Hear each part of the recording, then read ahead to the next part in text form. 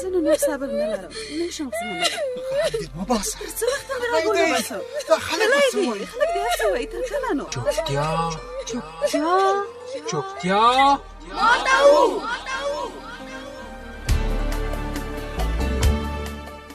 د چوپتیا ماتو خپرونې درنو اوریدونکو په سلامونو او نیکو هیلو مو هرکلی کوم.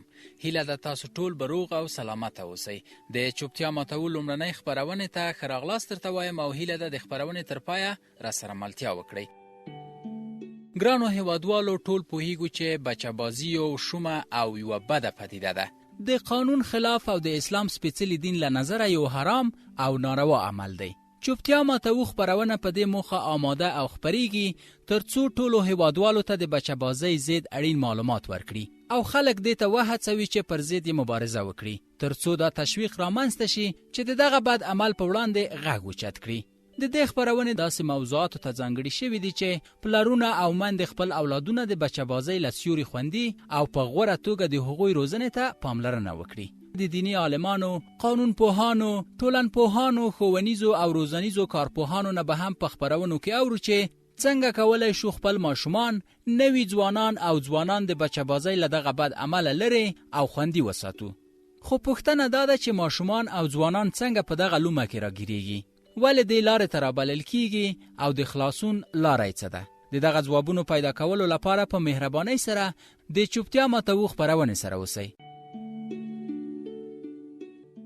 ګران اوریدونکو، دا اونۍ او دا خپرونه مو د غوره میندو او پلرونو ځانګړنو او معیارونو ته ځانګړې کړې ده. اوس هم د خپرونې د موضوع په اړه له میلمه سره بحث او خبرې لرو. سید مصطفی حماس د پوهنتون استاد دی، په استودیو کې زموږ سره دی. دوی ته ښه راغلاست وایم. استاد سلام، ستړي مه شئ. ډیره زیاته مننه. وعلیکم سلام. ډیره مننه. حماس صاحب، راځو په دې ارتباط کې چیرته تاسو وایي چې میندې او پلرونه د ماشومانو په خوندیتوب کې کوم مسؤلیتونه لري؟ نو مسؤلیتونه خو همدغه دي چې د پیل نه هغوی ته درست د تربیت پلان ولري. کله چې ماشوم دغه وخت نه چې په خبرو باندې راځي، په ګډه باندې دغوی د کودکستان د وخت نه یو ښه د تربیت ځای ورته انتخاب کړی شي، دغوی لپاره ښه معلم انتخاب کړی شي، دغوی لپاره ښه مکتب انتخاب کړی شي، دغوی لپاره ښه ملګری انتخاب کړی شي. کله غټیږي هغوی ته خپل مینه ورکړل شي.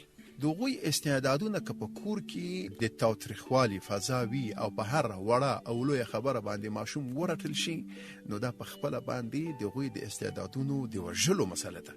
نو دغوی سره مشوره وکړی شي.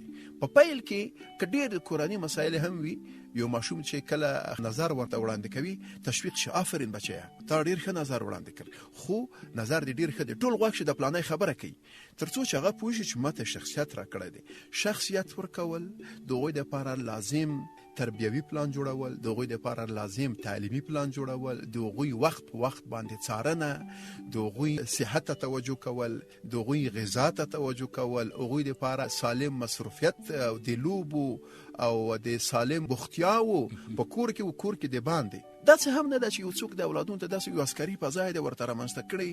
مور او پلار چې مکتب نه وروسته کورس نه وروسته جومات نه وروسته کلب نه وروسته د مونځ جومات ودی په 4 ساعتو کې هغه نیم ساعت هم دغه د تفریح لپاره ونه لري. داسې نه ده. ولنفسك عليك حق. پیغمبر اسلام وایي د تا نفس په تا باندې حق لري.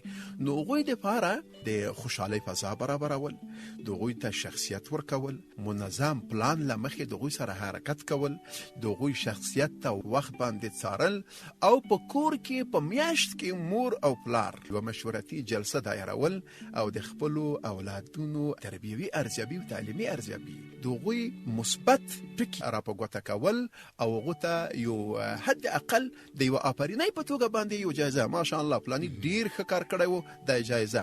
او که منفي نقطې ولري هغه په غیر مستقیم ډول باندې په یوه حکیمانه طریقه باندې مخکې له دې نه چې هغه مشکل چې وي هغه ډیر لوی شي، غټ شي، غټوالي ته نه پرېښودل او د هغو علاج کول. ډیره مننه استاد. که چیرته اوس دې ته راشو چې آیا یوازې مور یا پلار کولی شي د ماشومانو د خوندیتوب مسؤلیتونه ترسره کړي په یوازې ځان سره؟ مکتب جمع مور پلار جمع محیط جمع ملګري، دا ټول یو د بل ګډه همکاري ته ضرورت لري. په دې معنا به دا یو مثلث باید وي. که چیرې یو ماشوم مکتب کې اچول کېږي، پلار دې هر څه له مکتب نه وغواړي چې ما مې زوی درته تسلیم کړی دی په یوه شپه کې راته پروفیسر که په یوه شپه کې راته ملکه نه هرګز داسې نه ده. او مکتب دې هم داسې نه کوي چې ټول هر څه دې په مور او پلار باندې ورواچوي. کله کله مور او پلار ډېر زیات مصروف یا مریض وي یا ستونزه ولري په کور کې نور مشرانی مشر ورور په دې کې ډېر زیات رول لري، مشر خور په دې کې ډېر زیات رول لري. نو هغه د کورنۍ ټول غړي یو بل ته چې د ماشومانو په تربیت کې د هغوی په سالم روزلو کې لاس ورنکي د دیونه پر کار نه دی. یعنی د میسو کلا جوړول دا به ډیر اسانه وي د دې نه چې یو څوک د خپل یو کورنۍ یو طفل درست تربیه کړي او د هغوی استعدادونو ته وده ورکړي او هغه یو سالم وګړی ټولنې ته تقدیم کړي. ډیره مننه استاد. راځو اوس په دې ارتباط چې مور او پلار څنګه کولی شي یو بل سره د ماشومانو د روزلو یو ځانګړی روزنیز پلان جوړ کړي. داسې یو پلان ورته جوړ کړي چې د هغوی د تفریح وخت پکې معلوم وي، د هغوی تعلیم وخت پکې معلوم وي، د هغوی د خوب او استراحت وخت پکې معلوم وي. داسې یو پلان هم نه وي چې له پیل نه په ماشوم باندې ثقیل تمام شي، ور باندې دروند تمام شي. د هغوی د عمر مطابق، د هغوی د استعداد مطابق، د هغوی د ذوق مطابق وخت ورکړل شي. کېدای شي هغه ماشوم خپل ځان لپاره داسې یو ټیم انتخاب کړي د لوبو لپاره چې هغه ډېر مناسب وي. کېدای شي یو ښه نظر ورته وړاندې کړي، یعنی داسې یو جامع پلان د هغوی د استعداد سره سم، د هغوی د غوښتنو سره سم. د بیلګې په توګه وایم یو ماشوم ته 1 بجې په مکتب کې دی، 1 بجې د ښوونځي نه راځي، ته 1 نیمې ډوډۍ خوري او بیا ځتي مور او پلارو ته شله شي چې کارخانګي ولیکه او درس وایه. دا صحیح نه ده. پرېږده چې هغه لږ راحت واخلي، هغه لږ استراحت وکړي. بیا که به چې تا خو مکتب کې نن څه وویل، ته را ډایري در واخله، زه در سره همکاري کولی شم. آیا نن د مکتب کې د افرینه اخیستی، ما د طرف هم 2 افرینې درغلل. دا هغه استعداد ته وده ورکول دي. او که بچاره که افرینه دی خو دې سره څپړ ورخوشي کړي، تهدید ورسره ملګری وي، دا په حقیقت کې دغه هغه استعداد چې هغه نور هم سرکوبل دي. نو منظم پلان ټول اړخونه کې شامل وي، هم تعلیمي پلان، هم تربیوي پلان، هم د سلوک پلان، هم د هغو کې چې تفریح او بوختیا هم شامل وي. ډیره مننه استاد. کدی ته اشاره ولرئ چې میندې او پلارونه څنګه کولی شي د خپل اولادونو لپاره غوره مور او پلار اوسي؟ ښه مور او پلار تر هر څه وړاندې هغه مهربانه وي، یعنی په هغوی باندې نهایت مهرباني، د هغوی دپاره شخصیت ورکول، د هغوی نوازش، چې اولادونه داسې احساس کوي چې په دنیا کې که جنت دی نو جنت زما همدغه مور او پلار دی. د مور او پلار نشتون یو لویه خلا ځان دپاره احساس کوي. یعنی مور او پلار ترحم، زړهسوی، مینه، اولادونو ته شخصیت ورکول. څومره چې اولادونو ته چا شخصیت ورکه، دا په حقیقت کې اولادونه هم چې څومره رالویږي دا احساسوي چې پلار مې ماته شخصیت راکړ، نو پلار مې ډېر لوی شخصیت دی. مور هم تر ډېره حده پورې باید په دې ارتباط باندې، چون ډېر اولادونه له مور سره وي که نه، مور باید ډیره دقیقه اوسي.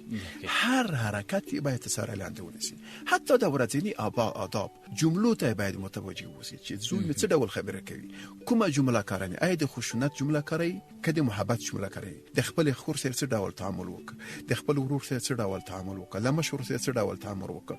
نو په ډیره نرمه لهجه باندې، په ډیره شیرین الفاظ باندې دغه پوهاوی مور او پلار چې دوی د اولادونو روزنه، د هغوی پالنه د محبت په فضا کې، د پلان په فضا کې، د شخصیت ورکولو په فضا کې، او د یو ښه پلان په درلودلو په فضا کې د ټولو سره د یوې مینې چاپیریال د خپل اولادونو ته رامنځته کړي.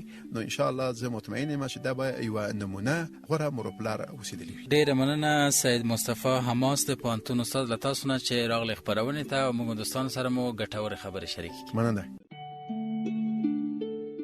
میندو او پلرونو ته سپارښتنه. قدرمنو میندو او پلرونو، د اولادونو زده کړه او روزنه هغه وخت اغیزمنه کیدای شي چې عملی بڼه ولري. پلار او مور سربیره پر دې چې خپل اولادونو ته د پند او نصیحت په ویلو سره غوړه لارښوونه کوي، په عمل کې هم باید هڅه وکړي چې د هغوی لپاره تر ټولو غوره نمونه وګرځي او په دې برخه کې د هغوی کړنو او اخلاقو ته پاملرنه وکړي او تل د خپل اولادونو مخ کې په خپل ښو کړنو سره هغوی ته رښتینی لارښود اوسي، ځکه چې اولادونه هغه وخت په نیک کردار روزل کیږي کله چې له خپل مور او پلار څخه په عملی توګه دا کړنې زده کړي، ترڅو په طبیعي ډول د ښېګڼو خواته ورسیږي. ګرانو اوریدونکو د دې اونۍ په خپرونه کې مو واوریدل چې د غوره میندو او پلرونو ځانګړنې او معیارونه کوم دي. تر بیا او بل خپرونه چې تاسو په درانه خدمت کې حاضرېږم، تاسو په بخون کې الله سپارم. پاتې ښه وخت. الله مو مل.